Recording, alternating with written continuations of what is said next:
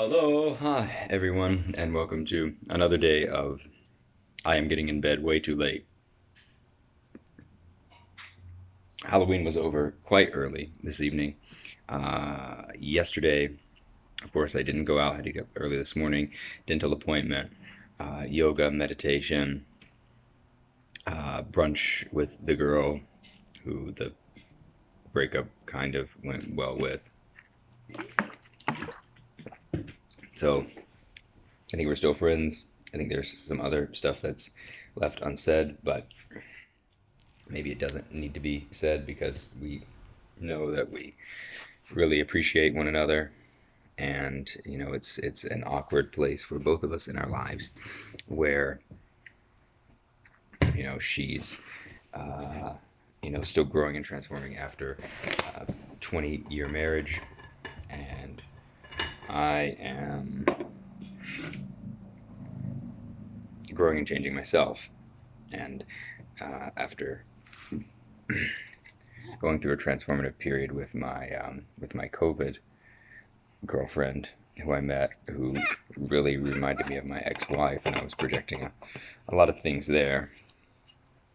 Of course, it ended up being for the best that we were not together because um, I'm pretty sure she has schizophrenia or some type of problem. I know I'm compelled to go to grad school for psychology to have a better understanding of these things because the mind is, while it is very strong, it is also very fragile. And, you know,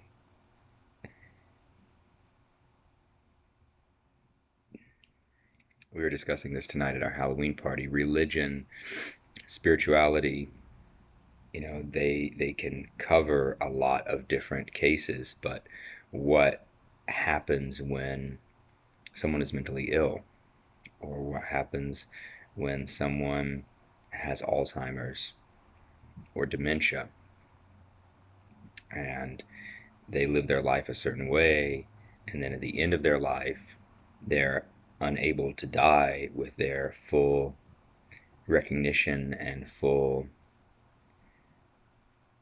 cognitive sense. Of course, we want to say that on another level, or what if they're in severe pain because of their disease? Like, how does that jive with meditating and preparing yourself for death?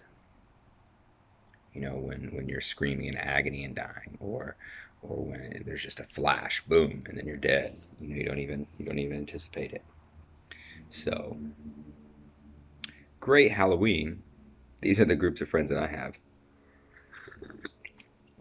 and I'm very grateful for them because their presence and their energy compels me to do better in my life, and to go back to school. So, other than that, meeting, deepening connections. For me, also following a schedule. I have I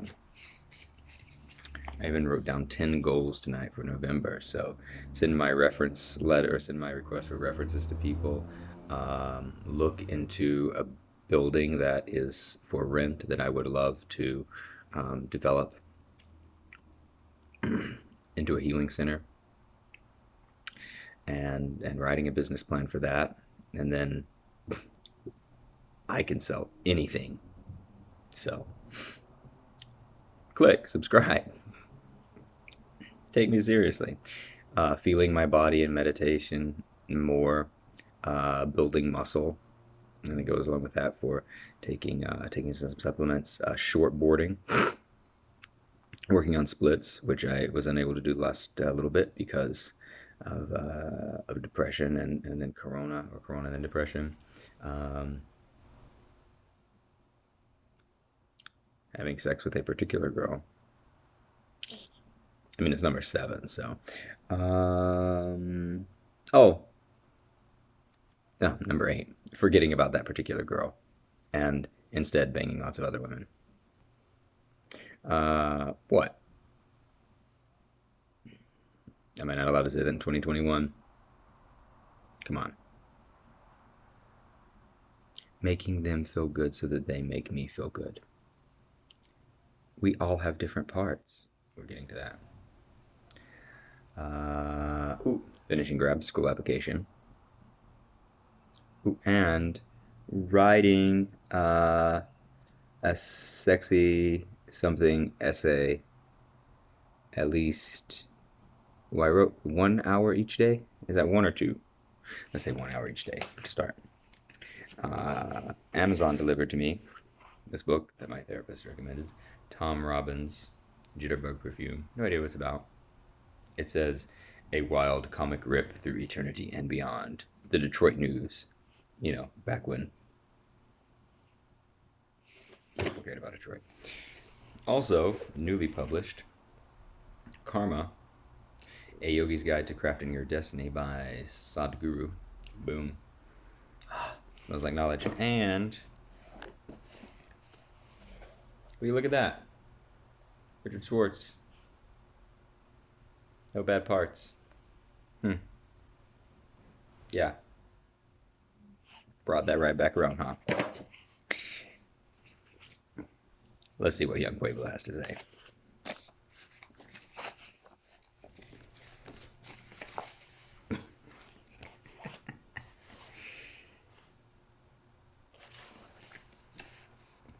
Apologies.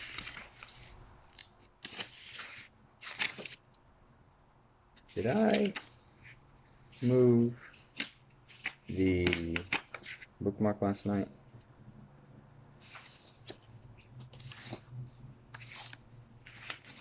Have I been reading the same passage over and over?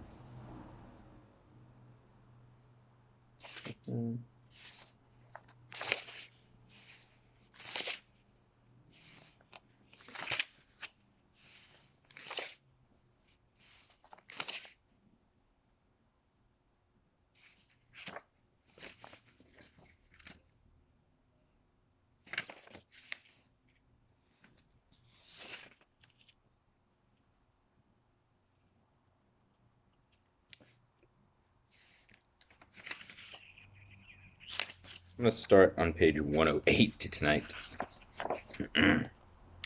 When things get tough, remember that we are not building something small. We are building a palace of peace within our hearts.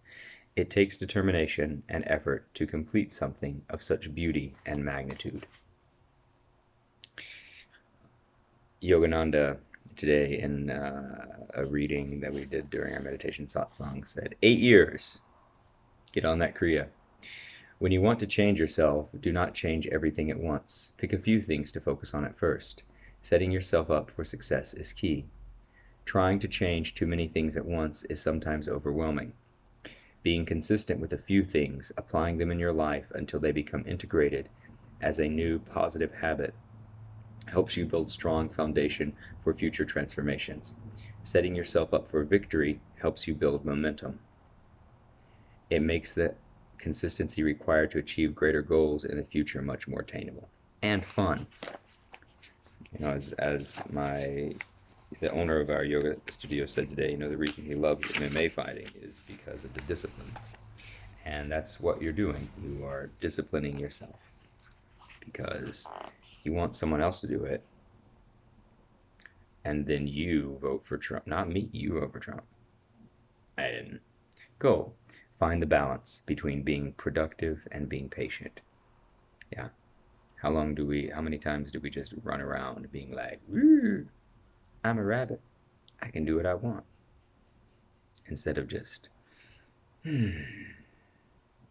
Letting go is medicine that heals the heart. Letting go is a habit that requires practice. Letting go is best done through feeling, not thinking.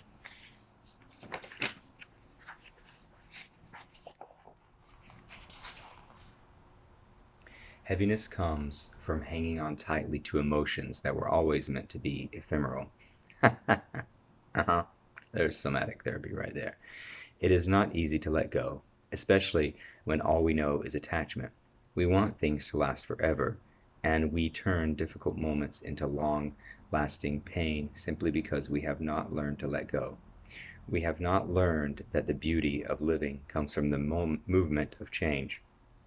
Letting go does not mean that we forget, and it does not mean that we give up.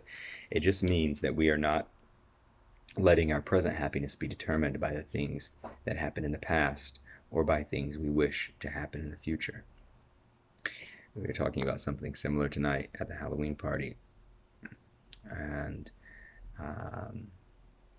it's a shame that we really don't teach emotional intelligence to our children, and we're not taught that, and we don't know how to do it, and so we don't know how to do it. We don't know how to pass that knowledge down. Some people do. My parents didn't. My grandparents didn't. They knew how to. My grandparents knew how to love. Maybe my parents just didn't know how to raise a child. I'm not sure, but we were talking about grieving, and grieving is a skill. Learning to let go of that thing, but still remember that thing and honor that memory and honor those feelings, and just so, let's as a society come together and start working on healing our inside, and learning the skills that we need in order to be better. There is no mystery to the miracle of self-healing. It is courage, commitment, and consistency that move us from misery to inner peace. Every day. Every day. And you control that reality. And there's a whatever out there. There's meta scripts and stuff that will tell you that you can't, but you can. I gathered my habits and started releasing the ones that can never lead me to lasting freedom and joy. I am making more time for the people who make me want to be the best version of myself. That's page 115. That's enough. I love you. Good night.